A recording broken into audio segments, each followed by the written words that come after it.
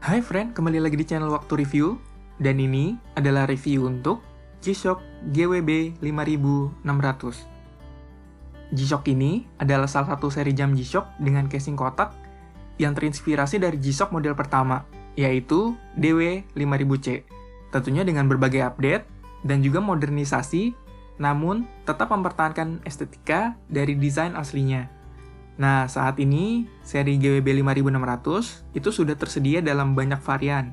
Di antaranya, ada GWB 5600 DC1 warna black dengan aksen neon kuning, strap resin, dan negatif display. Lalu ada juga GWB 5600 BC1 warnanya black dengan aksen kuning, strapnya kombi bracelet, dan juga displaynya positif. Terus ada juga yang ada di saya, itu GWB 5600 BL1 warna black dan turquoise. Ya sebenarnya sih ini saya nggak tahu ya, ini istilah warnanya bener apa enggak. Tapi ya di sini saya bilangnya turquoise aja ya, dengan aksen warna ungu dan juga turquoise, strapnya resin dan juga negatif display. Sebenarnya sih masih banyak lagi varian-variannya yang lain. Jadi kalau misalkan kalian mungkin nggak cocok dengan warna ini, ya mungkin bisa lihat-lihat dulu, siapa tahu ada warna dari seri ini yang menarik kalian. Jam tangan ini pastinya bermovement quartz. Dayanya sendiri G-Shock biasanya menyebutnya dengan TAF solar, yaitu pengisian daya yang bersumber dari cahaya. Ya baik cahaya matahari maupun cahaya dari LED. Dan dapat disimpan dayanya selama 10 bulan apabila dipakai tanpa terkena cahaya.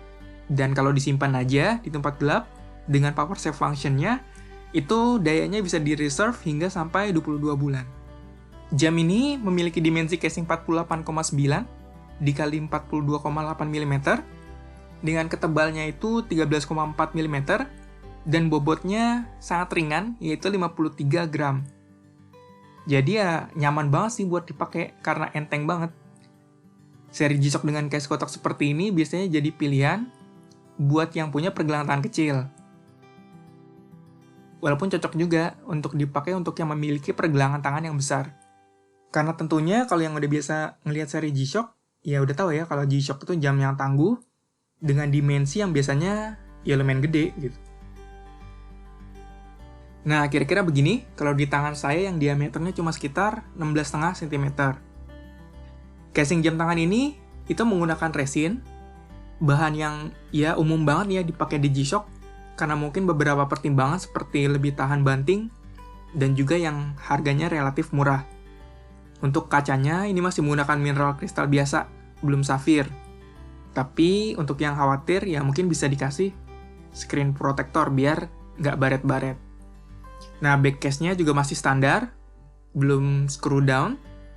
Di sini ya masih kita lihat di sini ada skrup-skrupnya di belakang. Layarnya sendiri ini masih LCD biasa sayangnya, belum STN LCD seperti seri mahalnya Full Metal G-Shock dengan tingkat kejelasan yang bisa dibilang ya cukup lah. Ya walaupun sebenarnya menurut saya brightness dan kontrasnya mungkin bisa ditambah lagi supaya makin lebih jelas lagi. Kalau yang beli positif display ya mungkin nggak terlalu nemuin masalah ini ya, karena ini adalah masalah umum di negatif display, dimana ya negatif display itu terlihat lebih keren, tapi di satu sisi ya kejelasannya jadi kurang daripada yang positif.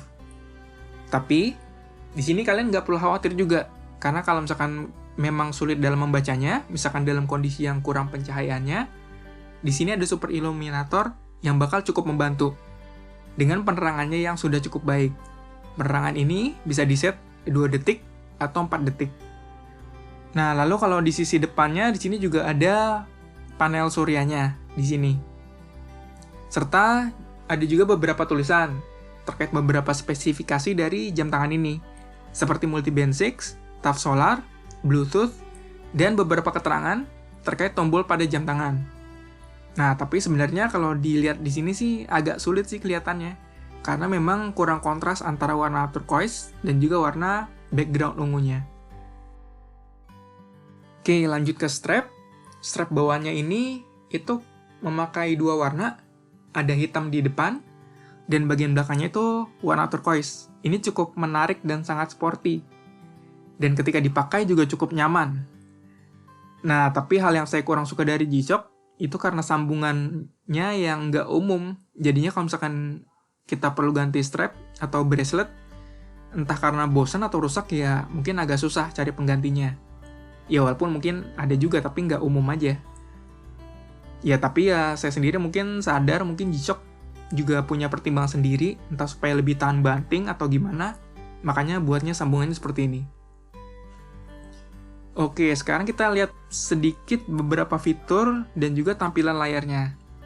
Untuk tampilan layar utama, itu menampilkan hari, ada tanggal dan bulan, lalu ada jam, menit, dan juga detik. Lalu kalau misalkan kita tekan mode sekali, ada fitur world time.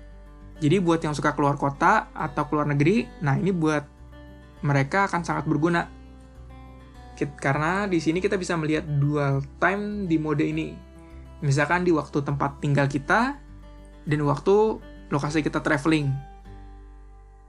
Lalu tekan lagi tombol mode, ada settingan alarm, berikutnya stopwatch, dan berikutnya adalah timer.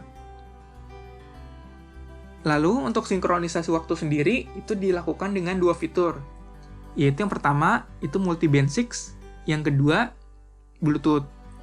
Nah, tapi karena multi-band 6 itu nggak bisa dipakai di Indonesia sayangnya, maka yang bisa kita pakai adalah Bluetooth.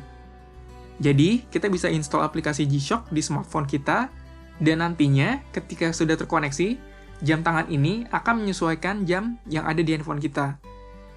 Nah, tapi di aplikasi ini nggak hanya untuk sinkronisasi waktu aja, tetapi juga memudahkan kita untuk pengganti world time, ngeset timer, dan sebagainya.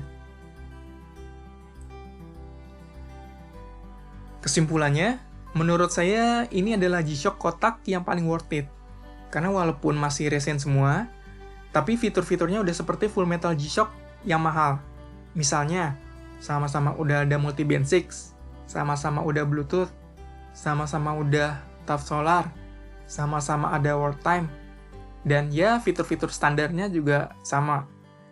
Jam ini cocok banget dipakai buat sekedar nongkrong, ataupun olahraga, ataupun ya sebagai beater watch.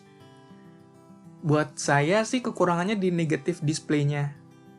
Jadi mungkin buat yang mau beli seri ini dengan negatif display, lebih baik ke toko untuk lihat sendiri apakah display dengan kecerahan dan kontras segini ini udah cukup atau belum.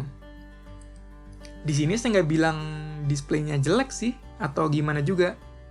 Emang cukup jelas. Tapi ya memang bukan yang terbaik. Itu aja.